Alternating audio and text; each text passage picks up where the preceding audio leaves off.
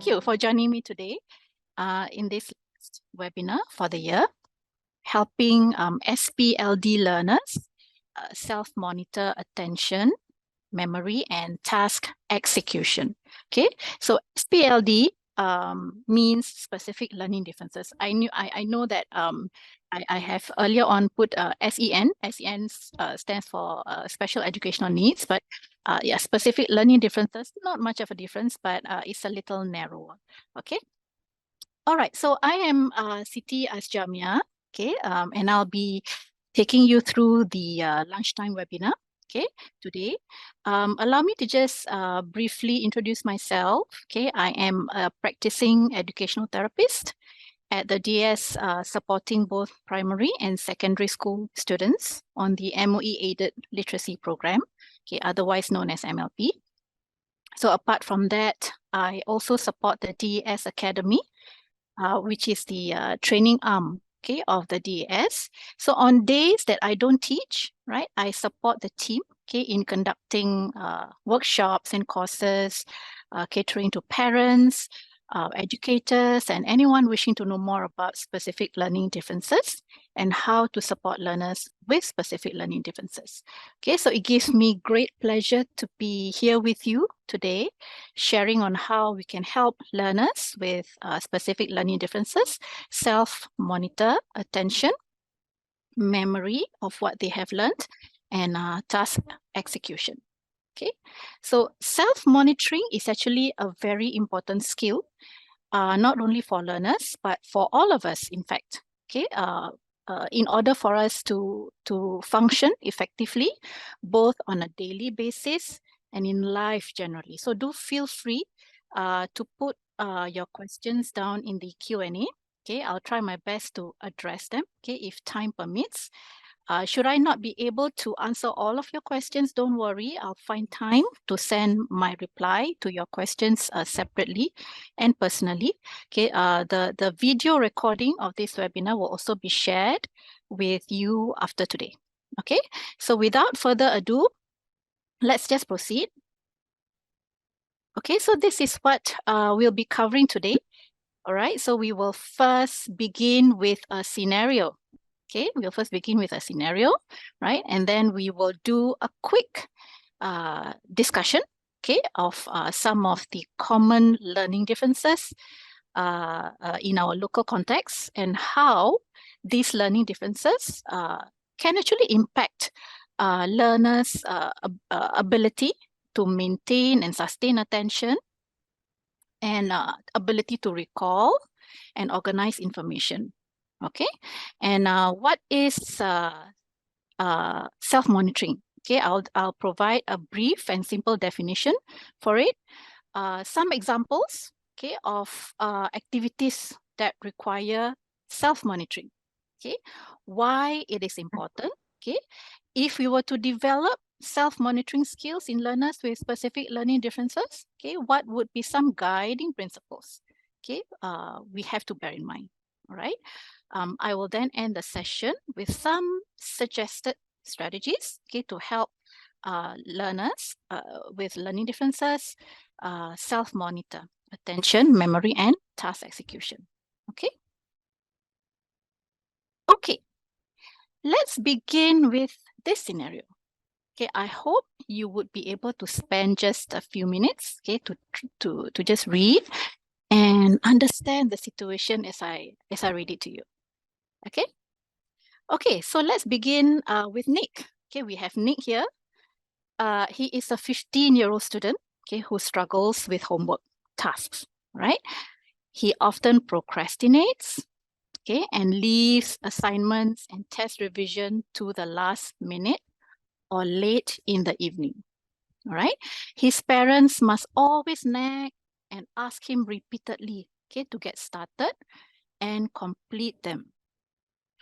This is unfortunately often ignored, okay, as he's often hooked, okay, on his smartphone, okay, either with gaming or watching random TikTok videos, right? Who doesn't like TikTok videos, right? So by the time he gets down to doing his homework, it is already 10 p.m. Okay, he's not only mentally and physically tired by then, he often ends up submitting shoddy or incomplete work because he's unable to recall instructions and what he has learned, or falls asleep while doing it. Okay, this has also affected his performance in school exams and tests. Okay, I'm not sure if this scenario resonates with you, but I think this is fast becoming commonplace, isn't it? Okay, this can happen to basically all learners, right? Regardless whether they have learning differences or not. Okay, so I would like you to think about, what you think are the problems Nick is facing here. Okay, what areas you think he would need to work on? Okay, just give you a few seconds to identify, take a look at the scenario again. Okay, he has a number of issues here, right? Okay, so judging by his struggles with homework, okay, he is likely having issues with organization and planning. All right, he may not know how to get started. Okay, how to get himself organized when attempting to do homework. Right, he may be having challenges, okay, with maintaining attention and control over his distractibility, okay, which is a very common phenomenon, okay, not only among students, but adults too, right? So we are guilty of it sometimes, okay? And then looks like he's also having some problems maintaining memory, right? Maintaining memory, he's unable to recall instructions, okay? And he's unable to recall what he has learned, okay? Which could be the reason why he procrastinates sometimes, right? Eventually, task execution, okay, is affected, right? So so eventually task execution is affected, right? Um, uh, Judging from the shoddy or incomplete work that he produces. Okay, so for learners with differences, it will definitely take more effort to address these areas because very often learners with differences, okay, for example, those with dyslexia, with ADHD, or other learning differences, they actually have weaknesses, okay, in working memory, weaknesses in maintaining attention, and carrying out tasks. Okay, so we will walk through this webinar against the backdrop of this scenario. Okay. All right. So researchers have discovered weaknesses in the areas of working memory, attention, and organization across the different specific learning differences. So when we talk about specific learning differences, these are some of the common learning differences that you can find, okay, in our local context. Okay, dyslexia, we have quite a heavy percentage of students with dyslexia in our local schools. Dyscalculia, right? Basically, dyslexia has to do with difficulties with reading, spelling, and writing. Dyscalculia, okay, characterized by difficulties in understanding, remembering, and applying math concepts. Okay, ADHD, characterized by hyperactivity, okay, impulsivity, and inattention, and autism as well, okay, which is characterized largely by their social and communication difficulties. Okay, so attention, memory, and organization, right, make up some of the essential mental skills and processes, okay, required to help all of us function and execute tasks on a daily basis. Okay, so for students with dyslexia, okay, having poor memory, all right, affects their ability to read fluently and spell accurately, okay, because they have very poor recall of sounds. Okay, they often forget the sounds that they have read or spelled, right? They could also be having difficulties with organization, okay, which would mean that learners with dyslexia have difficulty putting events in order, okay, especially when they're trying to narrate a story verbally or in writing. Okay, they may also have difficulty getting started on writing tasks. Okay. The other area is, okay, when we talk about functions of inhibition here, okay, what this means is that they quite often when they do homework or when they attempt examination questions or test questions, they seldom stop, okay, to think about whether they have selected the right word or have spelled a word accurately, okay, or have applied accurate grammar. All right. So this is definitely a symptom of weak self-monitoring because, I mean, in order to have to be able to self-monitor, they need to have a very strong recall of sounds. Okay, poor memory of sounds and phonogram concepts contribute to this. Okay, so likewise, learners with dyscalculia, okay, have difficulty with recruiting attention. Okay, what this means is that they are often unable to make note of letters or maybe numbers, symbols and codes mentioned to specific mathematical tasks. Okay, so maybe for example, I mean for students with dyslexia, they may be unable to associate that the plus sign refers to the fact that they have to add. Okay, the slash, okay, represents the fact that they have to take away numbers. Okay, so very often they find themselves stuck in math problem solving because they have difficulty sometimes decoding the math side words, okay, that are associated with specific problem solving tasks. Okay, so maybe for example, they may fail to associate words like difference, okay, to mean subtraction. Okay, just one example, right? They may also have very weak working memory as well. They need time to process math concepts. Okay, ADHD.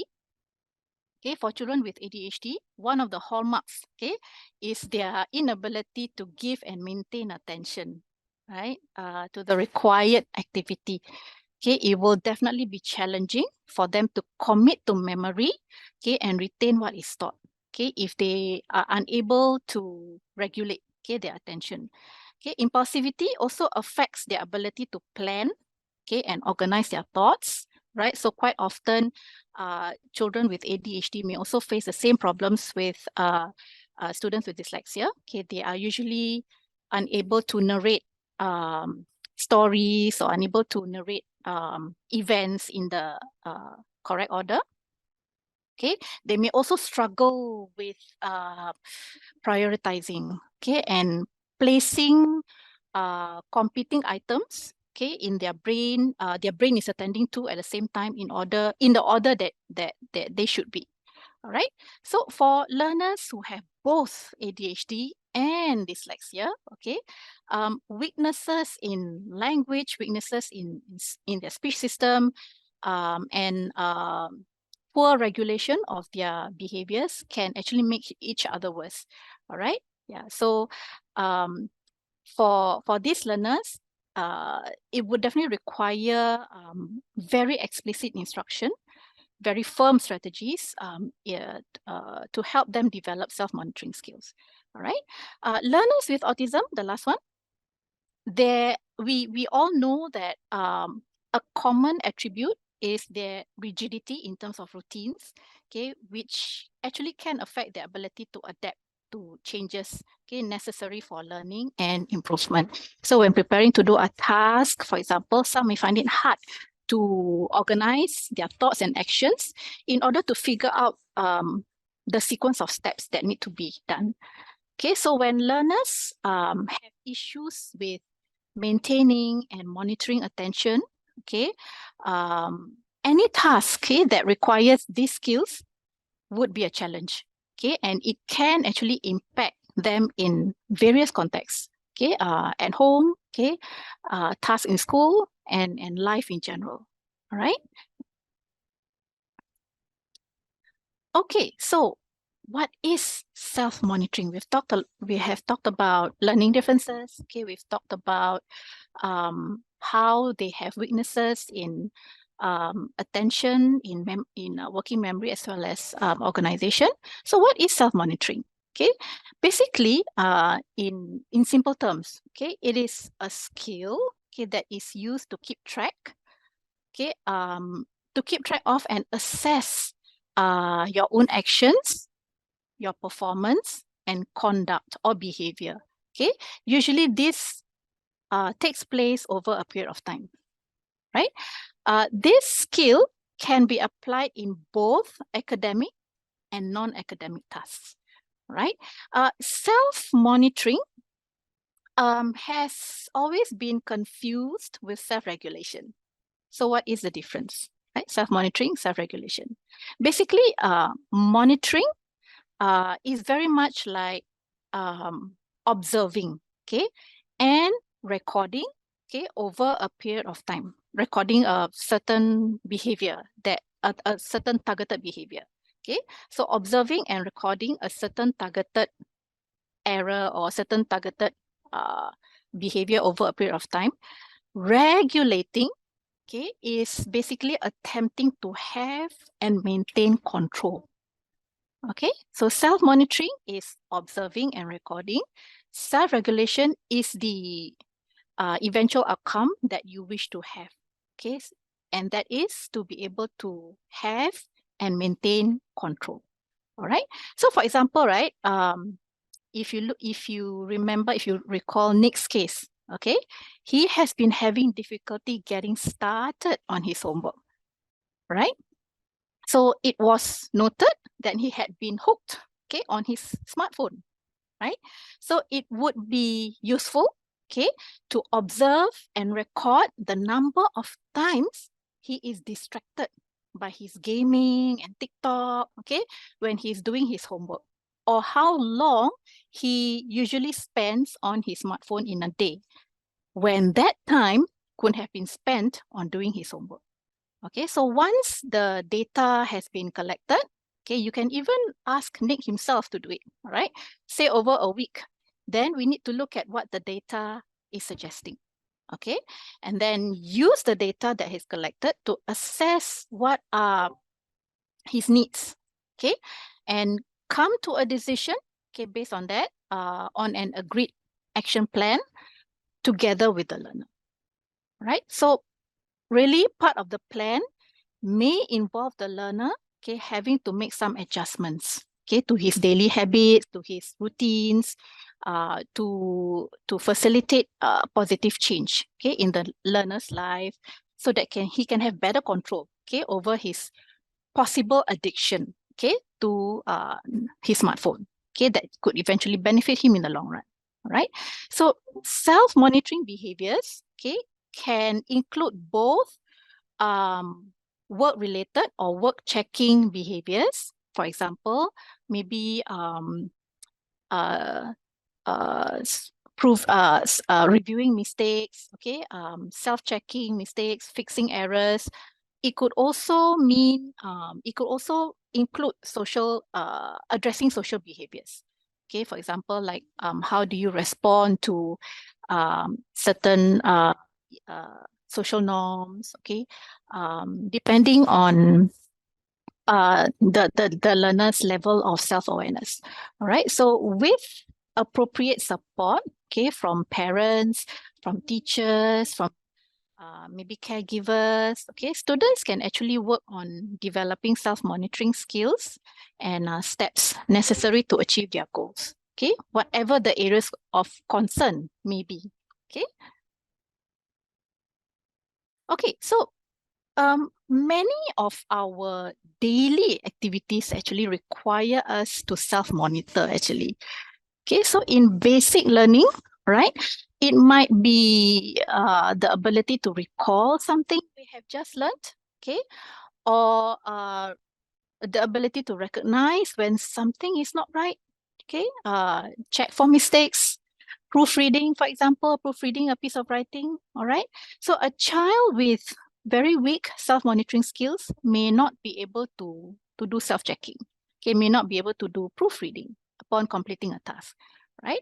The child may also have a hard time determining whether he or she is following directions or instructions correctly, okay? That could be attributed to poor working memory, okay? He or she may also not know when he or she needs help. Okay. So having a good self-awareness of learning goals or the task, what the child is expected to be able to show, what are the steps in making a task complete, okay, is very important. It has to be made explicit to them. All right. So in math, maybe it has to do with the child. Okay, may need to be taught to identify specific clue words, okay, to be able to determine what methods, what concepts, what calculations need to be applied.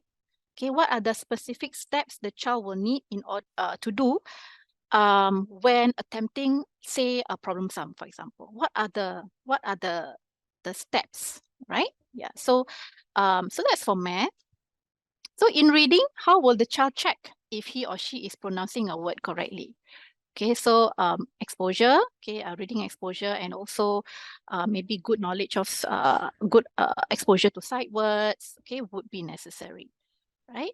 And then in reading comprehension, okay, quite often students may not have specific strategies on hand to enable them to process content, right? So students will need to use self-monitoring strategies, okay, to become better readers, to help them understand the content better. So maybe example would be how asking questions like, can I connect this to anything I already know? Do I understand the ideas? Okay, what kind of questions do I need to ask myself when reading? So these are some examples of self-monitoring, okay, that will need to go into reading comprehension. What about behavior? Okay, maybe a child, okay, needs to have good awareness of maybe expected conduct to be able to self-monitor his behavior in maybe specific settings. Okay, so for example, in class, okay, when the teacher is talking, when the teacher is delivering a lesson, is it right for me to talk to my neighbor? Okay, do I speak up without first raising my hand? Okay, do I use foul language in class? Okay. Did I step away from my seat? Okay. And walk around the classroom without telling my teacher I need a break? Okay. So those are some examples of self-monitoring strategies that the child will need to be equipped with, right? And sometimes the child may not equipped with such skills, right? So, and then in daily life, is the child aware of routine activities happening on a daily or regular basis? Okay, for example, just before sleeping, okay, knowing that tomorrow will be a school day, have I set my alarm clock, right? Have I ensured that I finish my homework, right, before I'm supposed to hand in the next day, before I turn in, okay? Or maybe how many more days do I have, okay, before my next science test, right? So a child who is well guided, okay, by these questions, right, on a daily basis, actually do not need parents to constantly nag or check on them. Okay. Right. So self-monitoring skills are definitely important. Okay, it helps to increase the occurrence of desired behaviors. Okay, example would be maybe giving full attention to a task when they need to. Okay, it also helps to decrease inappropriate behaviors. For example, being distracted, okay, or not getting things done, or maybe distracting or disrupting others. Okay, and then definitely it can also help to address any academic challenges the child could be demonstrating. Okay, so when learners learn to monitor, okay, their own behaviors, and then they begin to see their efforts bearing fruit, maybe through positive feedback from others, maybe through the favorable results that they get, they will learn to take better ownership, okay, of their own learning and become more independent learners. Okay, so learners will be able to achieve better performance maybe with greater understanding of task demands, okay, maybe better study strategies and habits, learners will be able to achieve better accuracy and productivity. Okay, so the acquisition of self-monitoring skills and strategies actually help to increase students' coping ability as well. So over time, when they have better what do you call that, coping strategies, they will be less stressed, okay, over maybe things like homework or assignment completion. Okay, learners will therefore have a much better emotional wellness, okay, and self-esteem. Okay. Okay, so how do we even begin to support learners in developing self-monitoring skills? Okay, first and foremost, I must stress, okay, do ensure that you have established or maintained a good rapport with the child. Okay, why is this important? Okay, very often, in fact, most of the time, all the time, okay, it would involve making the learners be aware of their weak spots. Okay, some children, some learners, okay, may not receive this well. Okay, so maybe when you are attempting to make this to make them be aware, okay, of their areas of weakness, your tone of voice, your choice of words actually can make a difference. Okay, so for example, right, if you notice that the child has been making the same errors over and over and over again, okay, so be patient, breathe in, breathe out. You might want to say, you know, it seems like you have been making the same errors, okay, since the last test, right? Could there be something that you didn't quite understand? Okay, so you might want to change the tone, change the way you phrase your delivery, okay, of the um, uh, of the weakness. Okay, could there be something that you didn't quite understand? Okay, it might have slipped your mind, okay, to check on this, right? Or that, okay. Maybe let's work on a way to help you remember better. Okay, so you have to rephrase, you have to reframe, okay, reframe how you deliver that uh, how how you would deliver that news, okay, of uh, uh, addressing the child's weakness. Okay, yeah. So tone, selection of words, how you phrase, all right, actually makes a difference. So once you get the child's buy-in, okay, work on an agreed plan of action to address them. Okay, so it is actually important, okay, that they are willing participants, okay, in the action plan. All right. So identify. So based on your observations, you know, what you have been tracking. All right. Identify what are the skills that are crucial, okay, for the learner to have in order to be able to function independently or maybe to improve performance. Okay. I would say start with an easier behavior to change. Okay, so in the case of Nick, okay, maybe listing, okay, the homework tasks that he has on a daily basis, just listing alone, okay, just listing alone, or keeping a checklist, writing down a checklist of homework tasks he has on a weekly basis, would be a good way to start. Okay, before diving into more challenging goals like maybe decreasing screen time, for example. Okay, so because Nick would probably have a very a very strong attachment, right, to his smartphone. So it may not be easy, okay, to tackle this. Okay, yeah. So focus on creating a clear definition of the behavior, okay, that you and the child can agree on. Okay, simplify. I would recommend to simplify. So what do I mean by simplify? Try to break down tasks into smaller steps. Okay, try to make the first step easy enough for the child not to resist the effort. Okay, so maybe like on a scale of 1 to 5, maybe it will make the child feel as if the task that you want them to do is maybe a 2. Okay, easy, all right? So for example, if you want the child to check, okay, their work after completing it, okay, what is it that the child is expected to do? How does he or she do it? Where would she start? Okay, so the word checking is actually a very loaded word, all right?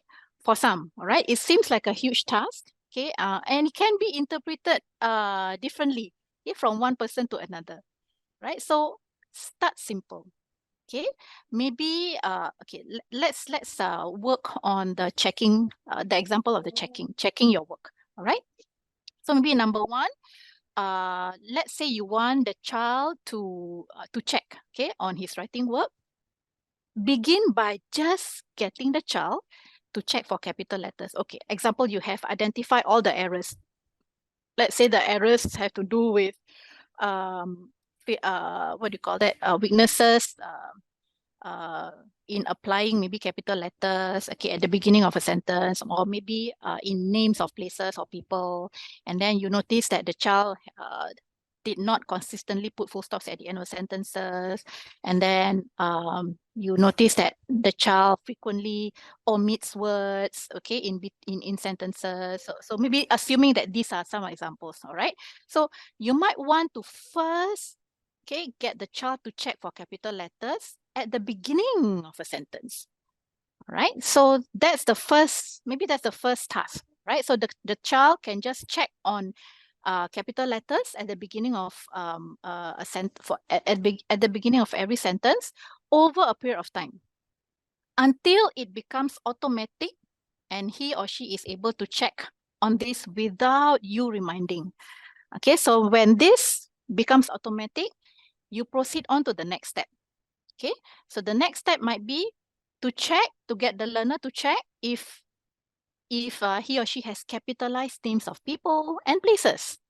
Okay, and then you apply the same process. Okay, this time he has to check for 2 things. Okay, number 1, capital letter at the beginning of sentences. Number 2, make sure that he capitalizes names of people and places.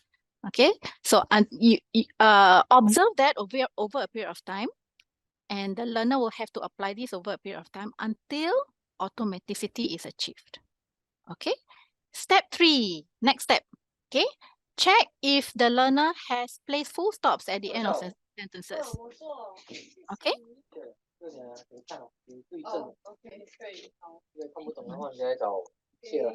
Not sure who is talking here. Okay, yeah. Right. So yeah, so where was I? Next step? Right. Yeah, so putting full stops at the end of sentences. So apply the same process, but this time, okay, the learner will have to check on 3 things. So it's incremental, progressive, incremental. Okay, so firstly, he has to ensure that he has applied capital letter at the beginning of sentences. Secondly, he has to check for capitalization in names of people, names of places. And third, he has to also check if he has placed full stops at the end of sentences. Okay, so that's 3 items. So observe this over a period of time. So basically, the learner will now have a checklist of 3 items he needs to check. So you might want to encourage the learner to always have these 3 items at the beginning of any writing activity. So it will visually remind the learner that he has to check for these 3 items. Okay, so do that over a period of time until it becomes automatic to him. Okay, and then after that, you go on to the next step, maybe the final step. Okay, let's say you're addressing only 4 items. So the last step maybe is to get him to check on whether he has missed out any words in his sentences. Okay, so again, apply the same process, but this time he has to check for 4 items. So it's progressive, but yet it's cumulative. Okay, so the learner will now need to check on 4 items. All right, so apply the same process, observe over a period of time. So he has 1 more to add to his checklist, right? So yeah, so get the learner to visually write down this checklist of items that he needs to check until such point in time that he no longer needs the visual checklist anymore. Okay, and it becomes automatic. That means it is already ingrained in his mind. These 4 items are the items he needs to check at the end of any writing. Okay, so progressive, incremental. It will take a long time, definitely, but that is what the learner can manage, right? Yeah, and then that's simplifying, right? The next thing is modeling. Okay, so modeling involves you demonstrating the skill you want the child to practice. Okay, so what do I do? What would the child, for example, in reading comprehension, what do I do if I cannot read an unfamiliar word? What do I do when I'm given a passage to read? What questions do I need to ask myself? Okay, so show the child explicitly what needs to be done. You may even need to model your thought processes. Okay, you might have to make it visual. Okay, you might have to make it visual to your learner. Exactly what questions go through your mind when you are processing a passage. Okay, so you might want to write it down on the board. You can model for the child. Okay, the first time. Okay, maybe the next time you might want to list the same questions again, but this time you ask one question, and the learner will have to address the other questions. Okay, so you can take turns. Do the same thing over and over again until the child is able to have a good recall, okay, of what are the questions, the necessary questions that he needs to ask himself, okay, whenever he processes a text. All right. So yeah, so being a good role model, okay, is something that's important. Okay, you must walk the talk. Okay, in order to get the buy-in from the learner, okay, you need to walk the talk. You need to demonstrate the same habits, okay, the same routines, right? So if you so if you want the child to acquire the skill, the child has to see that we are also practicing what we preach. All right. To relate this to next situation. Okay, if you want the child to only use a smartphone, okay, at certain periods of the day, then we must demonstrate that first. Okay. Yeah. So if we are looking at maybe modifying behaviors, maybe for example, giving full attention to homework when it needs to be done. Okay, what kind of actions, okay, would be considered paying attention, and what kinds are not? So in the case of Nick, okay, reaching up, okay, for his phone when he's doing his homework will be considered not paying attention to his homework. Okay, and if the learner lapses into such episodes, what would be the consequence, or what should he do? Okay, so it is important to clarify, okay, clarify all this so that the child will be better guided in his behaviors. All right. Then the other thing is thirdly, okay, modify the environment. Okay, because the children's mental skills are still developing, okay, and will definitely take time to mature. Okay, teaching self-monitoring skills must work from the outside in approach. Okay, before we can expect the child to change, we have to first modify the environment to provide the child with good examples. Okay, so to enable the child to make internal behavior changes, we must create the conditions, okay, that would be necessary for the child to be able to do so. Okay, for example, if students find it hard to maintain attention, okay, while doing homework, maybe putting him in a quiet place, a quiet setting, okay, would allow him to remain focused and undistracted. Okay, so in the case of Nick, okay, if you recall, he is hooked on his smartphone, right? Maybe his smartphone should be out of sight, okay, when he's doing his homework, okay, at the dedicated time, right?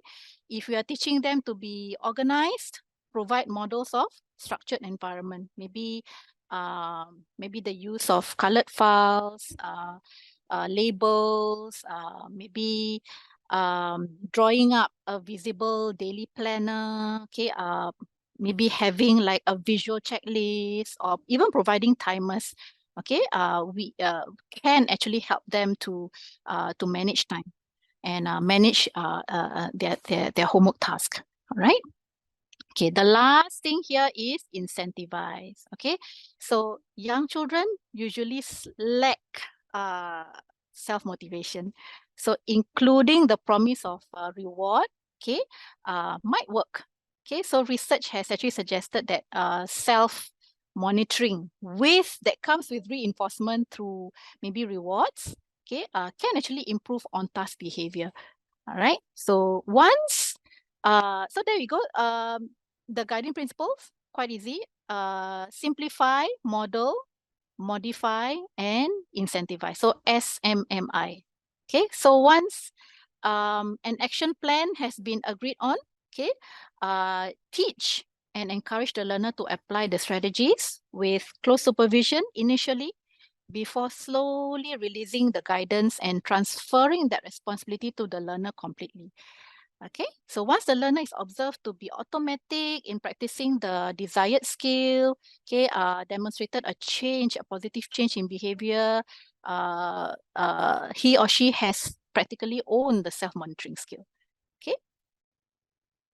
Okay, so it would be important, right, to first be aware, okay, when we are attempting to develop or maybe develop the child's ability to self-monitor attention, okay, it would be important to first be aware of the child's average attention span. Okay, some of you might have seen this before through previous webinars.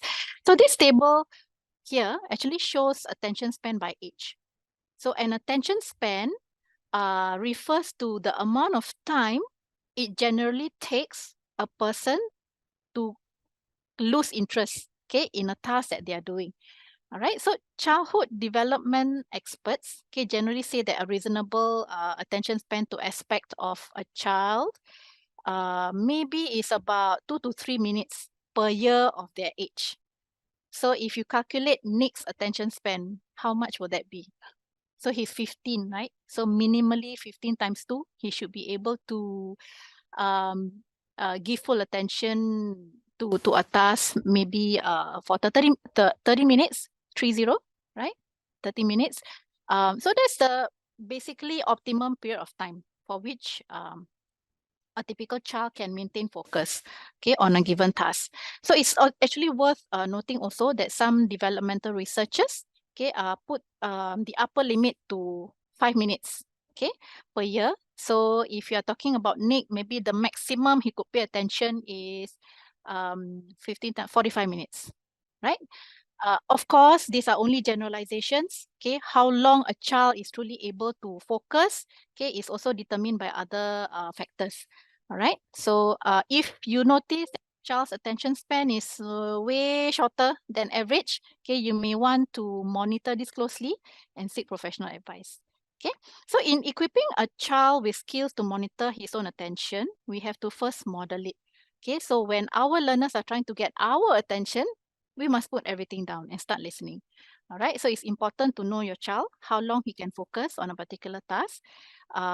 This can also vary according to the nature of the task. Many learners do not actually take well to doing homework. Nobody likes doing homework. So start small. Okay, so start small. Break down a large task into several small parts. Okay, for example, if the homework requires a child to attempt 10 questions, okay, you might want to break it down to attempting 2 to 3 at a time. Okay, allocate a specific duration, okay, for the completion of each small part. Let's say you want get the child to complete maybe 2 questions. Okay, so break it down, okay, into several parts. And that for maybe give the child maybe about 15 to 20 minutes to attempt the 2 questions, okay, before taking a 5-minute break. Okay, so the child can have a short break after completing each small part. Do try to establish with learners what are some examples of on-task and off-task behaviors. Must set very clear goals and firm expectations. Okay, so but of course, don't forget to also entice them with the promise of earning rewards. All right, yeah, and then sometimes, okay, their minds can also wander off, right? Even for us, okay, some of us might be thinking of something else while attending this webinar, right? More so if you haven't had your lunch, okay? What should I eat after this? So this might be appearing in your mind right now. So one way okay, is to arm them with post-its, okay, or sticky notes if you have it, if you have the online version, right? So it's a way of recording items that might not be relevant. It could also be drawings for younger children, okay, that might not be relevant to the current activity, but may be just as important to us. It's just that we need to focus on the only task that we need to focus on at a point of time, and you can only attend to these other fleeting thoughts much later. All right, so we call this the parking lot. Okay, so yeah, so you park them, you park your wandering thoughts, okay? You can draw them, okay? You can write them down, okay, in the form of post-its, for you to get back to it after the current task is done, okay? It's called a parking lot of thoughts, okay? Alternatively, the child can also leave their seat to take a 1-minute stretch, okay, if he needs it, okay? So apart from that, having a pre-planned 5-minute brain breaks or movement breaks, okay, especially for children who are active, and they will need those movement breaks, right? You can also do that as well. You can incorporate into the task, all right? Okay, this is another technique to self-monitor attention. Okay, I'm not sure whether you've heard of this, but it is a time management method that is based on taking breaks after 25 minutes of work, right? Yeah, so it's called the Pomodoro technique. Pomodoro, as the picture suggests, okay, is an Italian word for tomato. Okay, how do we use it? Basically, you get a to-do list, you have a to-do list and a timer. So this is a timer. You can actually just use any timer, all right? Doesn't have to have the shape of tomato. So what you have to do, what the learner has to do is basically to set the timer for maybe 25 minutes, 20 to 25 minutes, depending on how much is the child's attention span, okay, to focus on a particular task, okay. So you set it to 25 minutes until the timer rings. So during that 25 minutes, the span of 25 minutes, the child has to do what he has planned to do. Okay, so when the session ends, okay, so once the timer rings and the child has completed the work, right? He can actually mark it off. He can mark off one Pomodoro, like we call it, right? And then after that, the child can enjoy a 5-minute break, right? Repeat the same cycle 4 times. Okay, so after 4 times, or after the child has earned 4 ticks, which means that he has completed 4 rounds of the 25 sessions, he can actually take a longer, more fulfilling break of maybe between 20 to 30 minutes as a form of reward. Okay, so you can, taking the example of maybe writing a composition, so you can actually break it up into maybe 4 or 5 short sessions.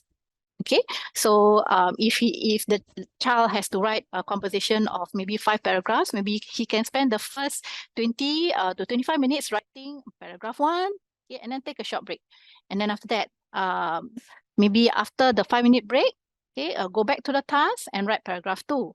Okay, within the next 20 to 25 minutes. Okay, so once that is done, take another break, 5 minutes, and so on and so forth. So until he or she, the learner, managed to finish the whole essay. Okay, after that, take a longer break, a much longer break. Okay, yeah. So this is the Pomodoro technique. Yeah. So we have talked about ways, okay, to self-monitor attention. Okay, let's look at some ways to help learners self-monitor memory, okay, of instruction. So for a start, right, learners can be asked to repeat the instruction. Remember that there's only so much that the brain can commit to memory, okay, within a particular time. So do keep your instructions short and sweet, okay. You can encourage the learner to repeat the instruction, okay, or the expectations or the concepts learned, okay. The purpose of getting the child to repeat is to ensure that they have listened to you and listen correctly. Okay, so if the learner needs to remember the instruction, okay, over a longer period of time, do ensure that you provide opportunities, okay, for the learner to recall, to practice, and to apply the steps on a regular basis. Okay, so initially, the learners might need additional support, okay, in the form of visual aids to assist with recall. Okay, so over time, once the learner has practiced enough, okay, the dependence on the visual aid will definitely fade. Okay, yeah. Okay, so remember, okay, that working memory is very fragile. Okay, it has a limited capacity.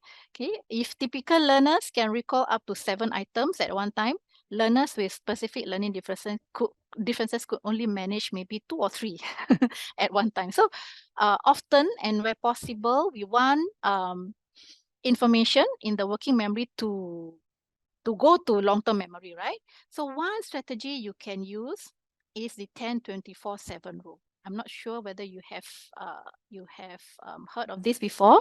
It's just a guideline lah. So this method actually says that in order to get information to go from short-term to long-term memory, okay, a new concept must be practiced. Okay, so try to provide opportunity for the learners to use and apply the concept 10 minutes after the first time the child learns.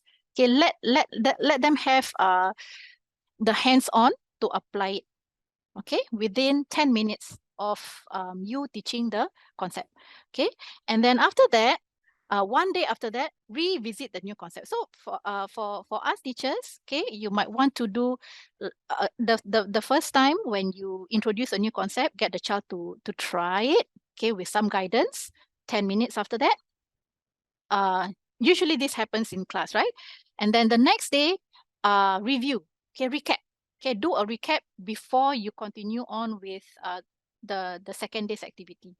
Okay, do a quick recap, revisit the new concept one day after that. And then revisit the new concept again 1 week after. Okay, so that's 10 minutes, 24 hours, and 7 days. Okay, so 10 minutes, 24 hours, and 7 days. Okay, and then after that, okay, between 7 to 30 days, try to revisit it again. Okay, so make it, how do I say, consistent and regular review, right? Another technique is this 7-3-2-1. Okay, so what does 7-3-2-1 mean? 7 means 7 days. Okay, 3 days, 2 days, and 1 day. All right, so assuming the child is learning something you want him to remember in the long run, what the child needs to do is to read or maybe review the concept on day 1.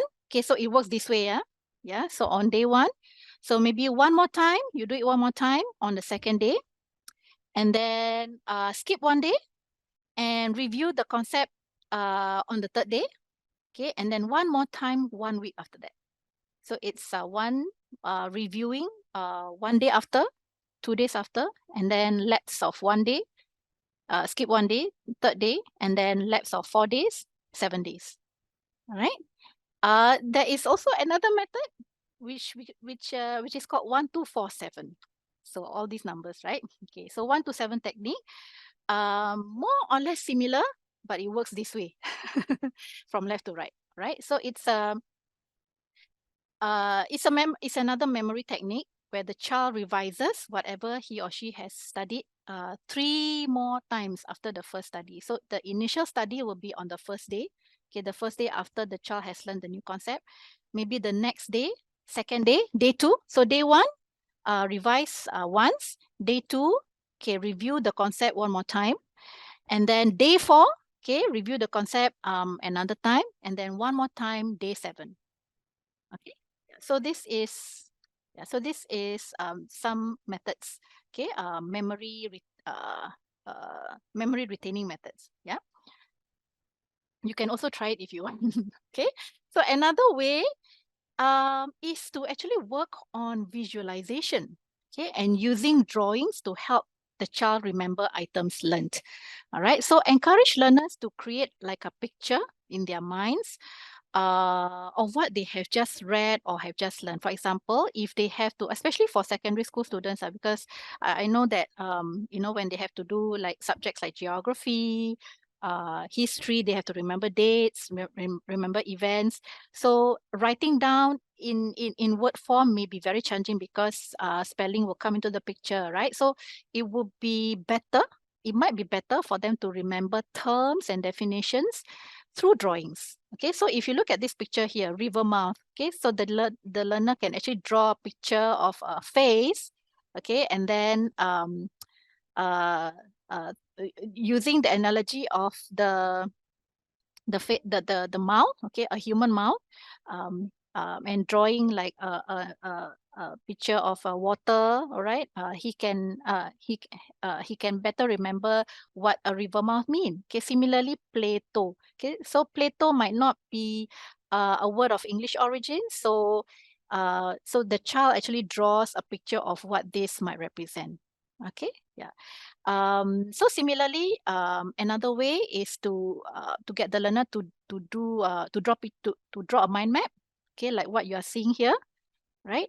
To better understand how some items that the child has learned might be connected with other items he has learned before. So he can through drawings, okay, through mind maps, he can actually draw connections between the items. Okay. Um, Another way you can consider is to encourage the child to teach you. Okay, so being able to explain how to do something, being able to explain what the child has learned, okay, it would involve the child making sense of the information, okay, and mentally putting it in his mind, in his mental file cabinet. Right, so if the child has learned a skill, okay, encourage him or her to teach you. Okay, get the child to teach you in his own words. All right.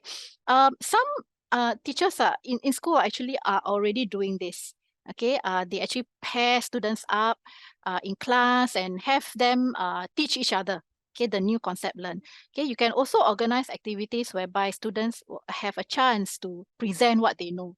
Okay, you can use a variety of ways to do this. Like for example, they can present it through songs, using songs. Okay, using physical action, dramatization, symbols. Okay, yeah. So encourage them to do that, right?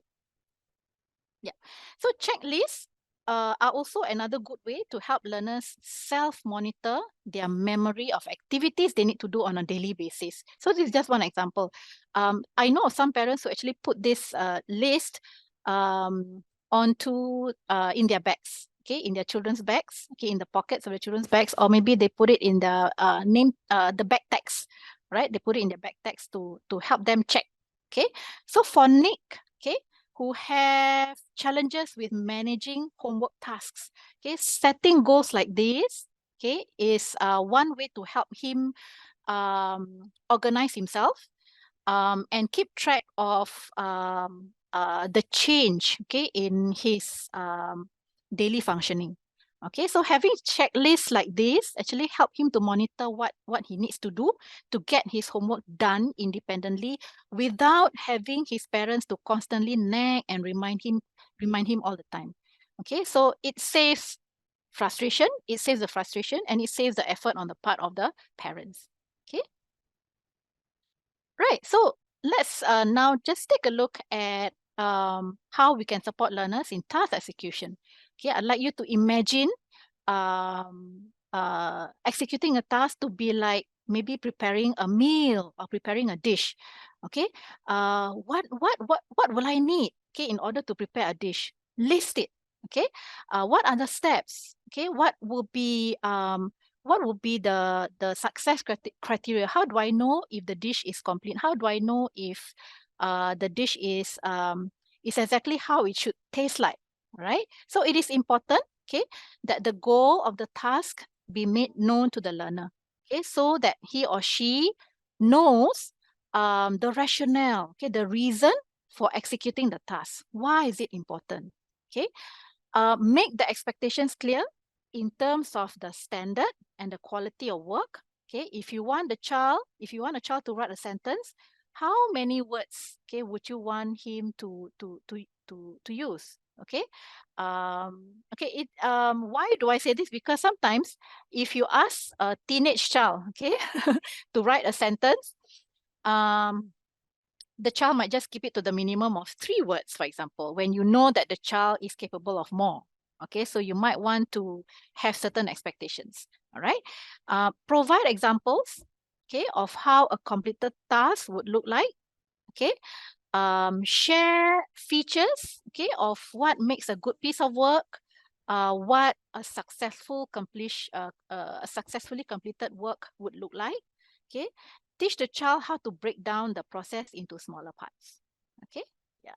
So you might want to have like a reasonable timeline for the child to complete the piece of work.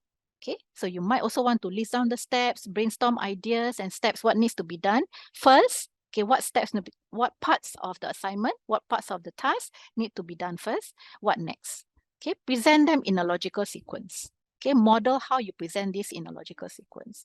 Okay, so for younger learners, break down the large tasks into smaller steps like this. You might want to order them, okay, using words like first or then. Alternatively, you might want to use numbers instead. It's easier.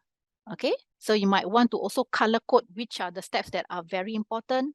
Okay, which are the steps that need to be done first, need to be carried out first. Right. Yeah. So you can also use a timer, okay, to help the learner with a monitor task completion as well. Okay. Yeah, so for learners who may need time to process instructions, okay, the traffic light colors can be used to enable them to seek help or to clarify if they need to. Okay, so so you might want to get the child to point to which color. Okay, especially if the child is maybe not as verbal. Okay, so using the traffic light colors will help you better understand if the child is processing your instruction the way he should. Okay, simple activity charts like this one on the right, okay, that comes with pictures also help young children to monitor task completion as well. So all they need to do is once they have done it, they just tick. Okay, they can also color symbols, okay, or draw parts of a whole figure like this, okay, to monitor completion of smaller tasks that make up a large one. So maybe if you're talking about examination, okay, so in exams you might have like subsections, right? Okay, so if let's say for example the paper consists of maybe 6 subsections, okay, so you can actually make use of a visual tracker. Okay, so this is a visual tracker. So so if there are 6 sections, okay, in a paper, um, every time when the learner completes one section, okay, maybe the first thing he might want to draw is the head. Okay, the stickman here, okay, the head. If he has completed the second section, okay, you might want to he can draw the body. So that's 2 sections completed. And then if he completes the third section, you might want to draw one arm, the fourth section and the other arm, and so on and so forth until he basically completes the whole stickman. So by the time he completes the whole stickman, it would visually tell him that he has completed the whole paper. Okay, he has attempted all the questions. Okay, so if he has not finished, if he still has some questions that are not completed, he cannot draw the symbol. Okay, so for older learners, this is the Gantt chart. Okay, the Gantt chart, what you see on the screen here, could be a helpful tool, okay, to help learners break down and put smaller tasks in order. Okay, that will lead them to the final completion of a large assignment, for example. Okay, it will help them to meet deadlines rather than leave everything to the last minute. Okay, it helps them keep track of their own progress of work. Right? How much has been done? How much more needs to be done? Okay.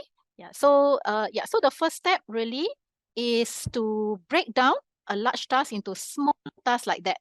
Okay. So take for example, he has to write an essay.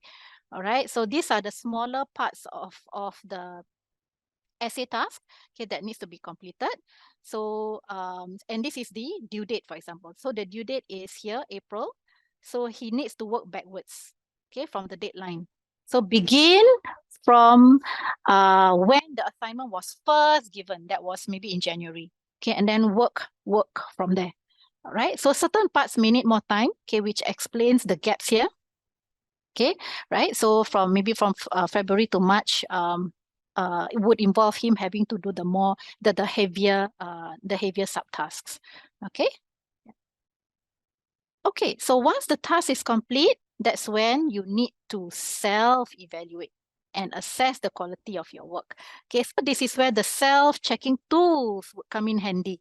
Okay, it is important, okay, for you to clarify the steps involved in writing an essay, for example, at the very start. Okay, it doesn't mean that when the child is done writing, okay, the whole process of writing the work is complete, okay, and they can submit straight away.